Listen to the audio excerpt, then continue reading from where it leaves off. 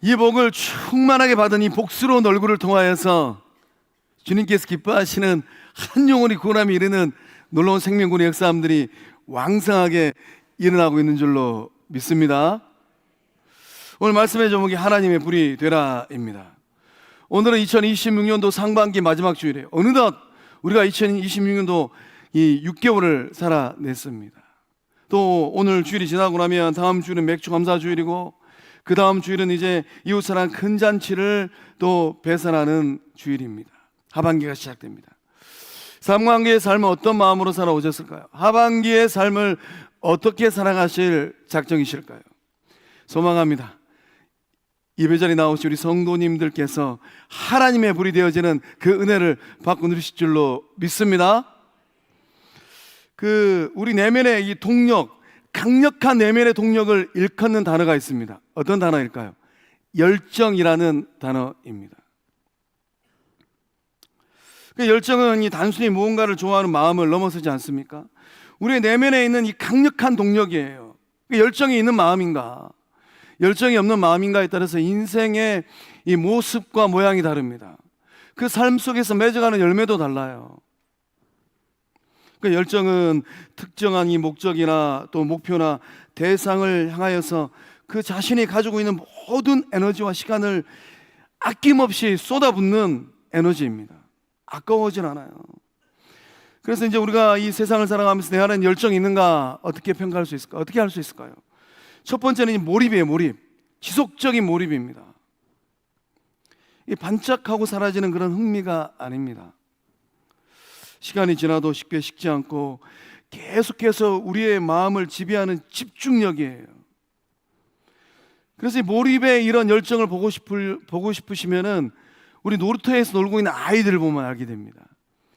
또 그 부모님들이 손에 쥐어준 그 핸드폰에 이 애니메이션에 이제 이 푹 빠져 있는 아기들 그 얼굴을 한번 봐보십시오. 정말로 이 몰두하고 있지 않습니까? 몰입하고 있잖아요.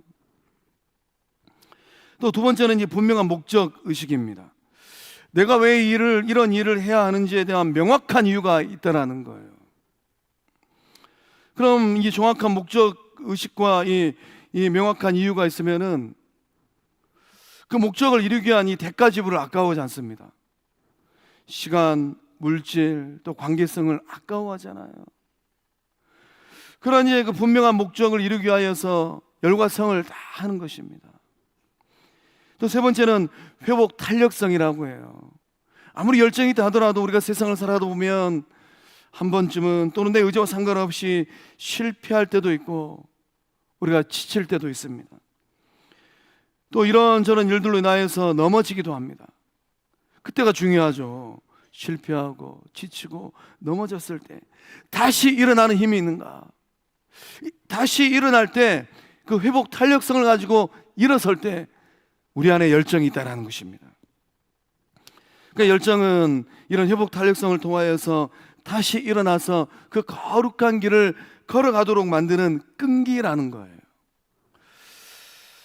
그래서 열정은 회복 탄력성이 되어지고 다시 일어서는 이 내적 파워가 되는 것입니다. 상반기를 살아오신 성도님들 안에는, 세상을 살아가고 계시는 성도님들 안에는 어떤 열정이 있으실까요? 하반기의 삶을 살아갈 때 어떤 열정을 가지고 우리는 살아가야만 되겠습니까? 목사님, 제 나이가 어느덧 7학년이 넘고 8학년이 넘어섭니다. 나이는 숫자에 불과하잖아요. 갈렙의 열정을 아십니까? 모세의 열정을 아십니까? 우리의 시대 가운데 생존해 계시는 정말로 믿음 좋으신 김영석 교수님 100살이 넘어가셨음에도 불구하고 그 삶의 열정이 타오르고 있잖아요. 예배자리에 나오신 성도님들 안에는 어떠한 열정이 있을까요? 구원받은 주의 백성들이 모여있는 거룩한 빛 성광영식 공동체는 어떠한 열정이 있을까요? 오늘 본문에 등장하는 예레미야는 어떤 열정을 가지고 그 험난한 시대를 이겨냈겠습니까? 예레미야는 눈물의 선지자입니다. 유다 왕국이 이제 망합니다. 몰락해요. 이 거대한 이 시대적 격변기를 맞닥뜨려야만 했습니다. 격동의 세상을 살아내야만 했어요. 나라가 망하고 민족이 유배당하는 것을 눈으로 목도할 때에 울지 않을 수가 없었습니다. 6월 한 달을 보내시면서 또 세상에 돌아가는 뉴스거리를 대면하실 때에 또 이 나라 민족을 바라보시면서 어떤 마음들을 품고 계실까요? 한국 교회를 바라보시면서 어떤 기도의 씨앗을 뿌리고 계실까요? 예레미야의 이 눈물이 거룩한 땅, 젖과 꿀이 흐르는 땅에 뚝뚝 떨어지고 있어요. 눈물의 선지자 예레미야는 극심한 고뇌에 빠져 있습니다. 그러나 절망 끝에서 다시 일어섭니다. 이 고통의 절규 가운데 예레미야를 다시 일으켜 세우시는 하나님을 만났습니다. 하나님의 불꽃이 예레미야의 식은 마음을 뜨겁게 만들었다라는 것입니다. 예레미야를 다시 일으키신 하나님의 불꽃이 오늘 예배 자리에 나오신 성도님들 그 마음 한복판에 떨어질 수 있기를 주의 이름으로 축복합니다. 식어버린 열정이 있다면 그 열정을 다시금 회복하고 하반기 그 거룩한 삶을 살아가실 때 축복의 통로로 쓰임받는 은혜의 삶들 될 수 있기를 소망합니다. 하나님의 불이 되기 위해서 우리가 어떻게 해야 되겠습니까? 하나님 앞에 우리의 심정을 우리가 토로해야만 합니다. 사방의 두려움과 고난 속에서 우리의 마음을 정직하게 하나님 앞에 고백하는 거예요. 본문의 말씀은 눈물의 선지자 예레미야의 애절한 기도입니다. 예레미야는 7절 말씀을 통하여서 아주 파격적인 고백을 하고 있어요. 하나님도 깜짝 놀랐을 것 같아요. 우리 7절 말씀 함께 읽어보겠습니다. 시작.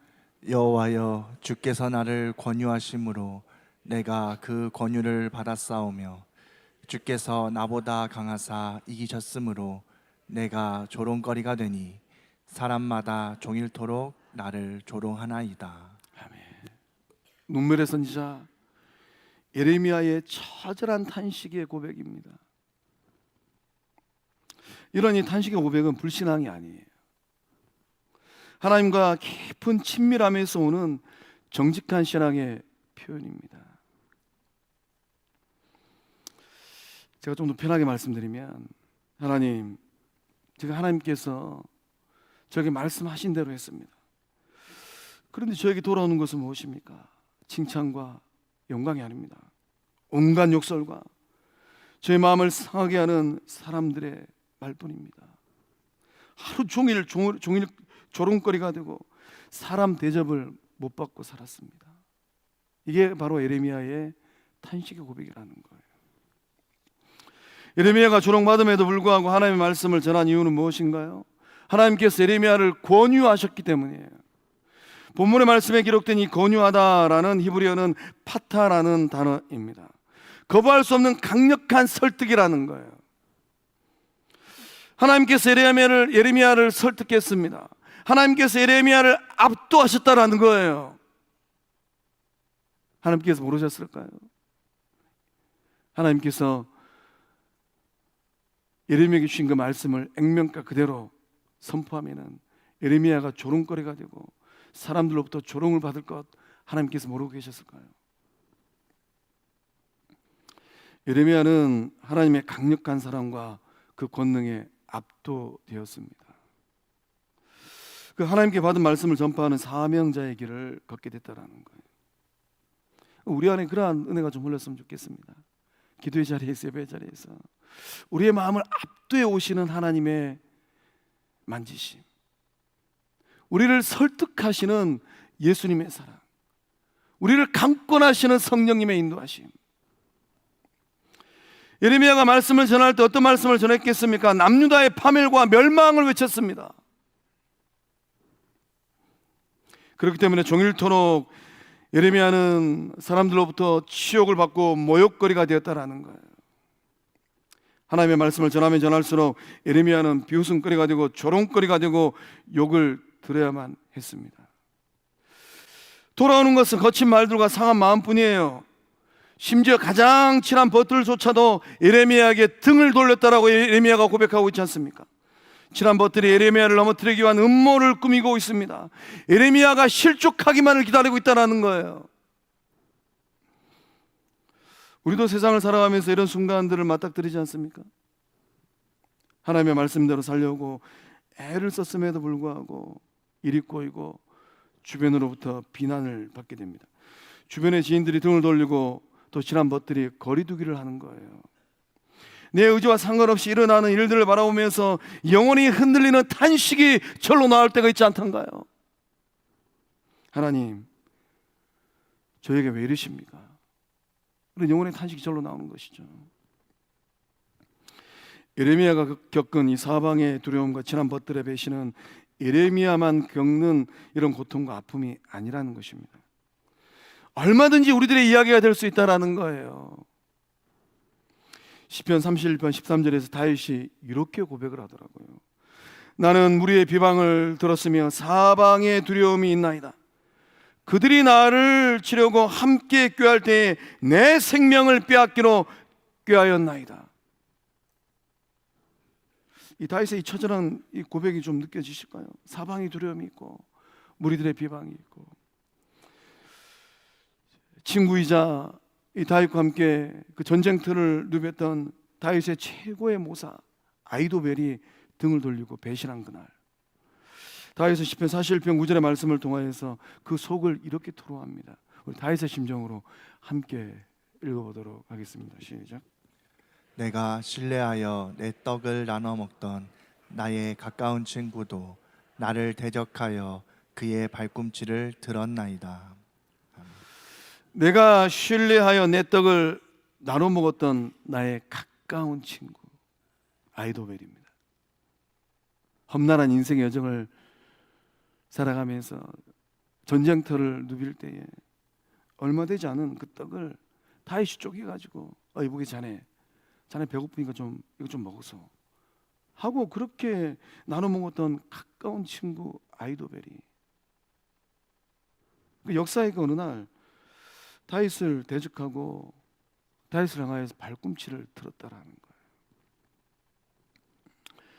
세상이 다윗을 향하여 등을 돌리고 외면할 때, 인간적인 배신감으로 힘들어했을 때 다윗은 어떻게 했습니까? 하나님 앞에 나아가서 그 고통스러운 마음을 토로했습니다. 믿음의 사람들이 사는 길은 어디에 있겠습니까? 우리가 세상을 살아가면서 힘들고 어려울 때 우리가 살아낼 수 있는 길은 어디 있겠습니까? 하나님 앞에 나아가서 우리의 속을 토로하는 것인 줄로 믿습니다. 이 워싱턴에 가면은 국립 대성당이 있는데, 이 아우구스티누스 예배당에 가면 이 조각가 이 거든 브루스트가 조각한 웰컴 홈이라는 십자가상이 있다고 합니다. 집으로 돌아온 걸 환영합니다라는 의미의 조각상이라고 합니다. 웰컴 홈. 이 사진에 보시는 것처럼 예수님께서 한 영을 따뜻하게 안아주시는 조각상입니다. 이 조각가 거든 브루스터가 전하고 싶은 메시지가 있었는데 어떤 메시지였을까요? 하나님 품으로 초대하는 것, 그 메시지를 전하고 싶은 거예요. 사방이 힘들고 어려울 때, 사방에 고난이 가득할 때 예수님 품으로 돌아가라라는 이 메시지를 전하고 싶은 겁니다. 예수님 품에 안겨서 인생을 토로하라라는 이 메시지를 전하고 싶은 거예요. 예레미야가 하나님께 항변하듯 그렇게 예수님 품에 안겨서 엉엉 우십시오라는 메시지를 전하고 싶은 겁니다. 예배자리에 나오신 성도님들, 상반기 동안 하나님의 뜻대로 살려다가 오히려 외롭고 비방받고 힘든 삶의 자리에 놓이지는 않으셨을까요? 내 마음을 불편케 하는 이런 말 저런 말 듣고 어떻게 해야 될까 소갈이 하지 않으셨을까요? 또 세상사를 바라볼 때에 세상이 어수선하지 않습니까? 내 의지와 상관없이 내 삶에 변곡점들이 막 생깁니다. 그때 우리는 어떻게 되겠습니까? 신학자 폴 틸리가 이런 고백을 합니다. 절망이 모든 기쁨과 용기를 집어삼킬 때 비로소 은혜가 임한다. 어떤 의미겠습니까? 이 폴 틸리 목사님께서 당신은 받아들여졌습니다라는 설교를 통해서 하나님 말씀을 전하실 때 이런 고백을 하셨어요. 우리가 큰 고통과 불행에 빠져 있을 때, 우리가 무의미하고 공허한 삶의 음침한 골짜기를 걸어갈 때, 절망이 모든 기쁨과 용기를 집어삼킬 때 은혜가 우리에게 임합니다. 위로부터 임하는 은혜, 하나님께서 도와주시는 은혜, 예수님께서 위로하시는 은혜, 성령 하나님께서 인도하시는 은혜가 언제 임합니까? 삶의 밑바닥에서 허우적거릴 때 임한다라는 거예요. 내가 가장 힘들고 어려울 때, 고통스러울 때 감당하지 못하는 은혜, 갚을 수 없는 은혜, 한량없는 은혜가 흐르고 있는 줄로 믿습니다. 오늘이 이제 상반기 마지막 주일이에요. 이 다음 주부터는 또 이제 상반기를 보내고 하반기를 살아가야만 합니다. 이 은혜를 소망하시기 바랍니다. 내가 힘들고 어려울 때, 내가 고통 가운데 있을 때, 내가 인생 밑바닥에서 허우적거릴 때, 나의 감정의 이 창고가 텅텅 비어버렸을 때, 그때 하나님의 은혜를 구하십시오. 내가 산을 향하여 눈을 들리라. 사방팔방이 막혀 있어요. 나의 도움은 어디서 올까? 나의 도움은 천지를 지으신 여호와에게서로다. 천지를 지으신 여호와 하나님께서 하나님의 방법으로 위로하시고 도우시고 역사하실 줄로 믿습니다. 우리가 힘들고 어려울 때 하나님은 우리 성도님들의 심정과 폐부를 살피고 계십니다. 나의 안고 일었음을 하나님께서 정확하게 알고 계십니다. 나의 한숨과 눈물의 의미를 하나님께서 알고 있다는 거예요. 그 하나님 앞에 여러분의 답답함, 속마음을 토로하시고 고백하세요. 하나님께서 들으시고 기억하시고 역사하실 줄로 믿습니다. 또 우리는 이 거룩한 열정을 회복해야만 합니다. 식어진 가슴에 거룩한 불씨를 살려내야만 합니다.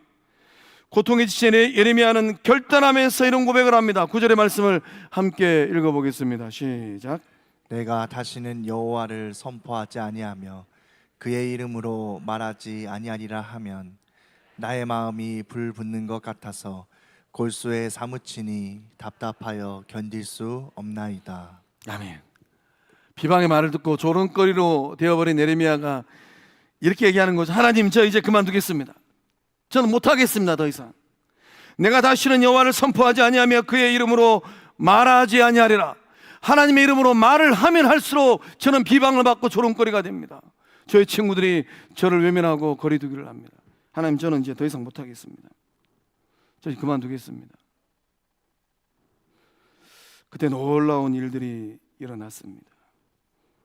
나의 마음이 불 붙는 것 같아서 골수에 사무치니 답답하여 견딜 수가 없습니다. 이것이 오늘 우리가 회복해야 될 거룩한 열정입니다.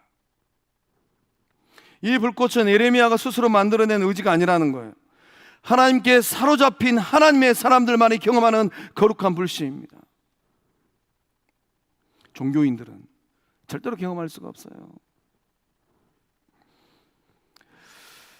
우리의 삶을 압도하시는 하나님의 임재하심, 우리의 삶을 압도하시는 하나님의 만지심, 우리의 삶을 압도하시는 하나님의 강력한 터치라는 것입니다.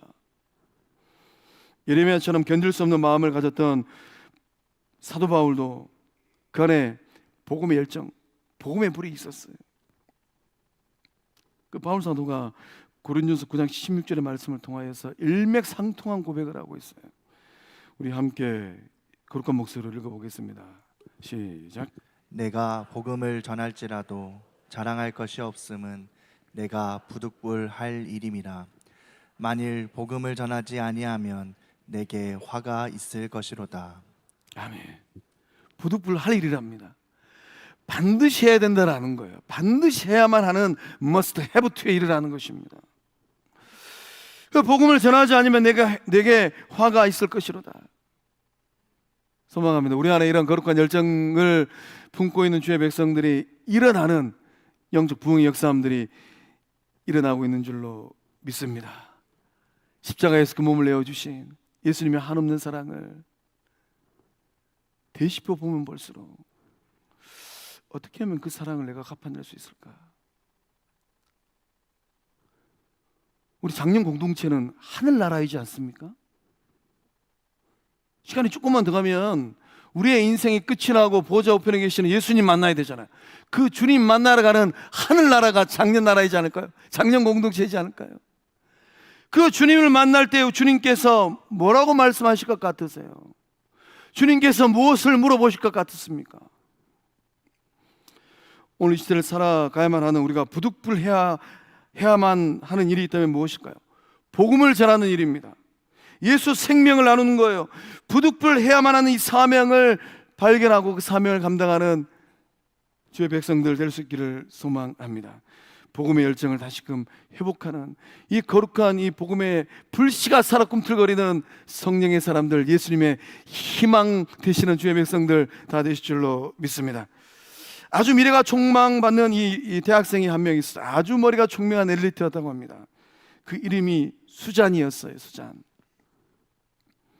주변에서는 정말로 머리가 똑똑하여서 모두 다 이 수잔의 인생은 화려한 성공을 이루어갈 것이다라는 기대를 갖고 있었다고 합니다. 그 친구들, 이 수잔과 더불어서 머리가 똑똑한 이 친구들이 억대의 연봉의 길을 걸어갈 때 수잔이라는 이 대학생은 어떤 길을 선택했겠습니까? 목회자의 길을 선택했다고 합니다. 이 수잔의 부모님은 이 수잔의 선택에 대실망을 했다고 합니다. 지금까지 너에게 투자한 돈이 엄청난데 기껏 해서 신학교를 간다는 것이 웬 말이냐. 참 철딱서니가 없구나.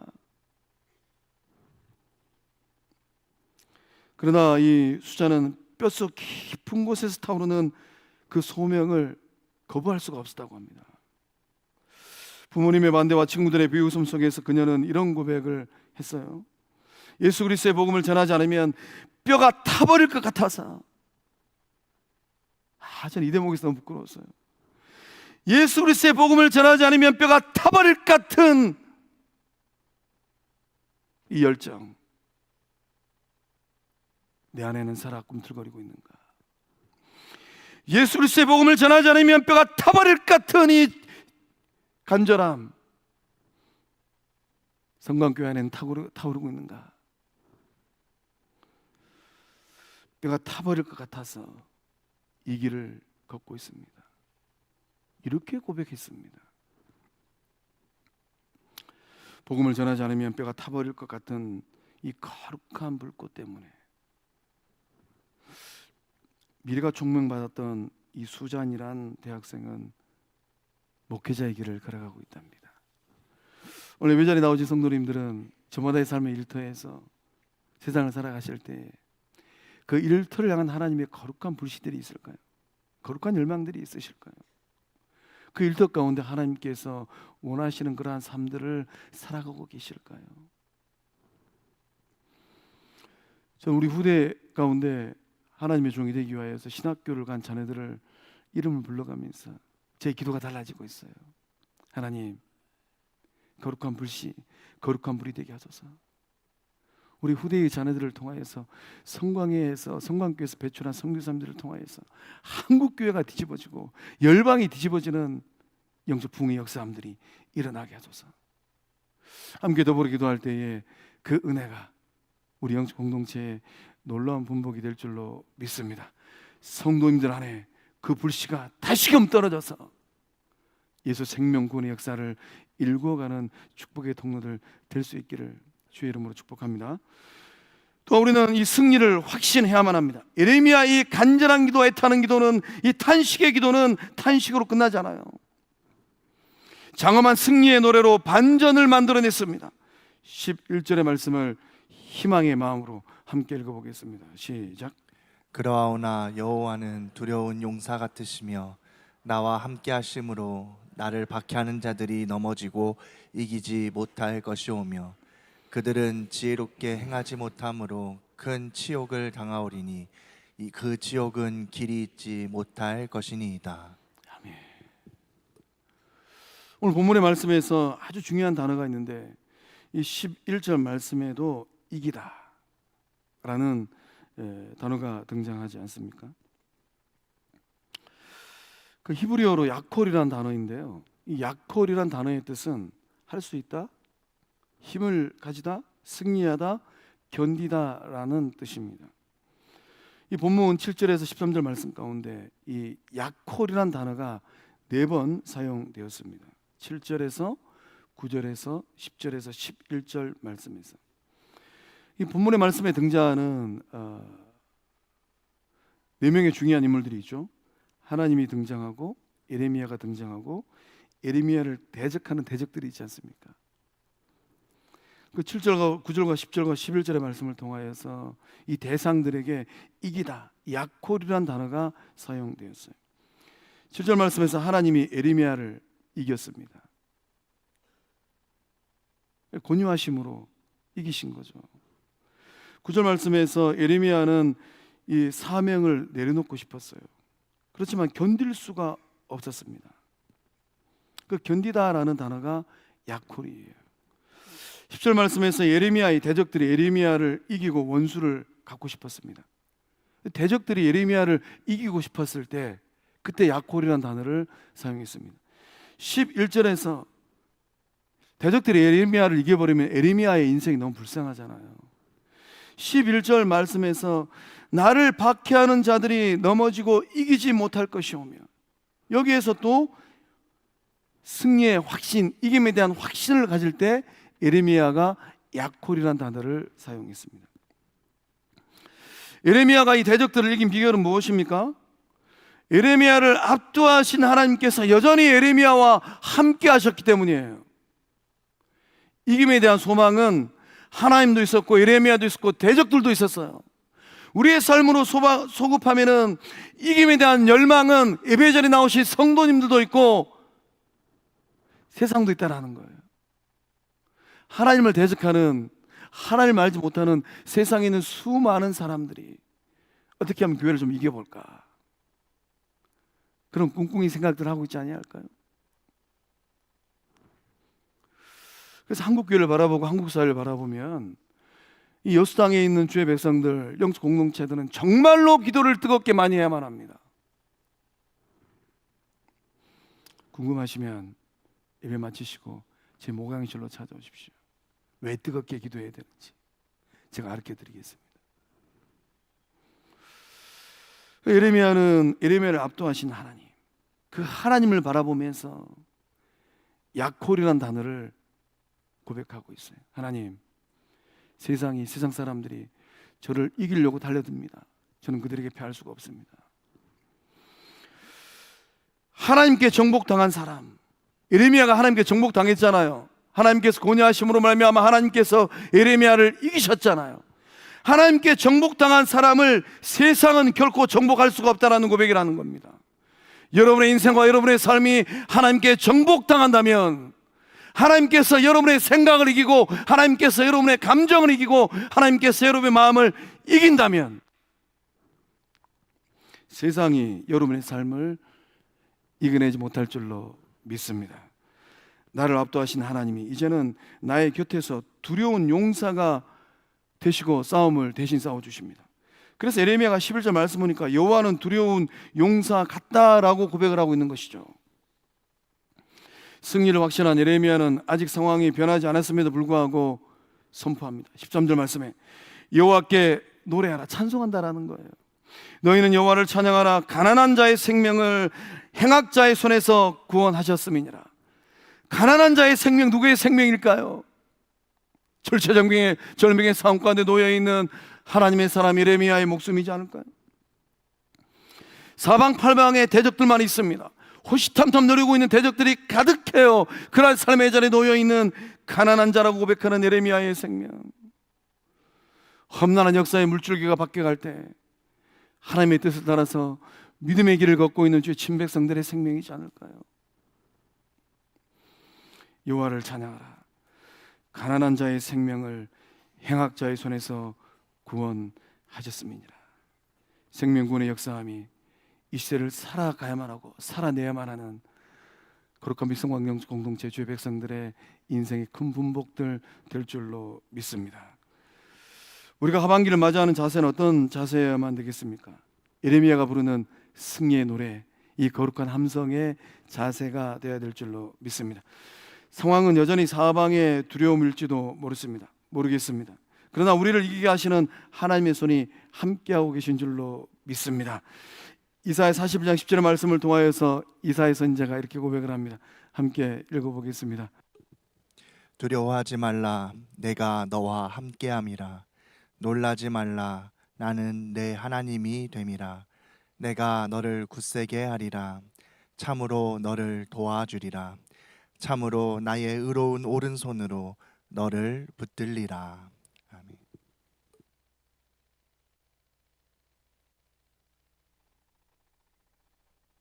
아멘. 그 하나님이 어떤 하나님입니까? 우리와 함께 하시는 그 하나님은 두려운 용사 같은 하나님인 줄로 믿습니다. 그 하나님께서 두려움 가운데 있는 우리 성방의 식구들과 함께 하신답니다. 상반기의 삶을 함께 하시던 그 하나님께서 하반기의 삶도 함께 하실 줄로 믿습니다.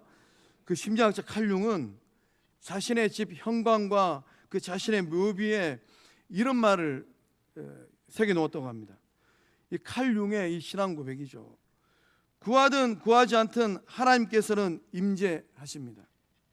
라틴어로 읽어보면 보카투스 아투케 논 보카투스 데우스 아데릿이라는 말이라고 해요. 구하든 구하지 않든 하나님께서는 임재하십니다.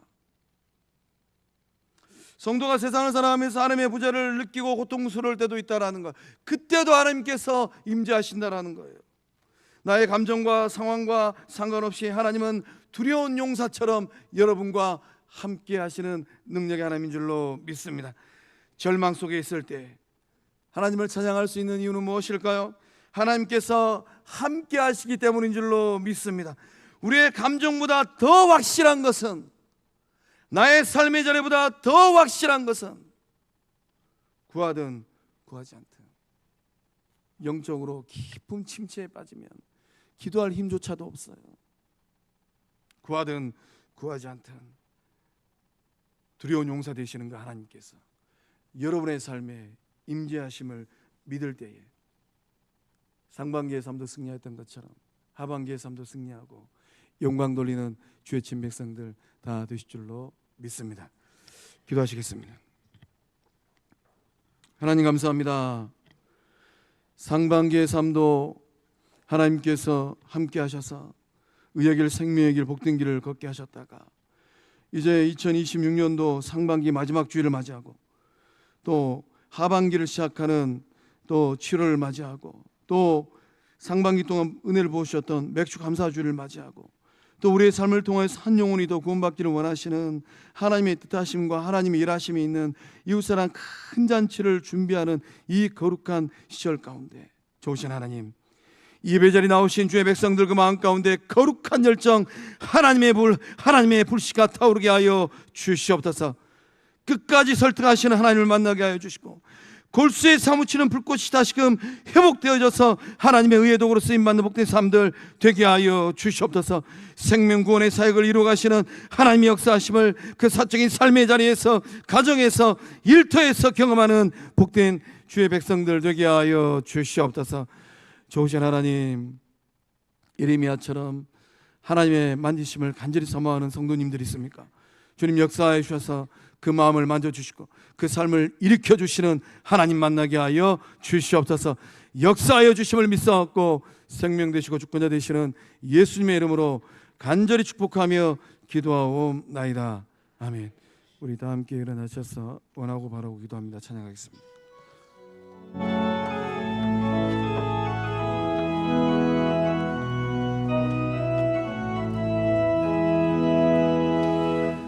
세상을 살아가는 동안에 나의 힘을 의지할 수 없으니 기도하고 낙심하지 말 것을 주께서 참 소망이 되시리라. 주의 길을 걸어가는 동안에 세상에 뭐든지 할 수 없으니 감사하고 낙심하지 말 것을 주께서 자기 도움이 되심이라. 하나님의 불이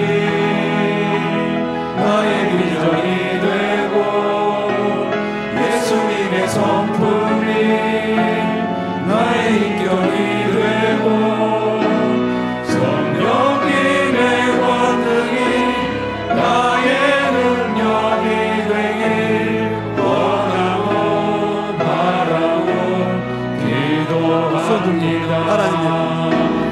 하나님의 꿈이 나의 비전이 되고 예수님의 성품이 나의 인격이 되고 성령님의 원능이 나의 능력이 되길 원하고 바라고 기도합니다.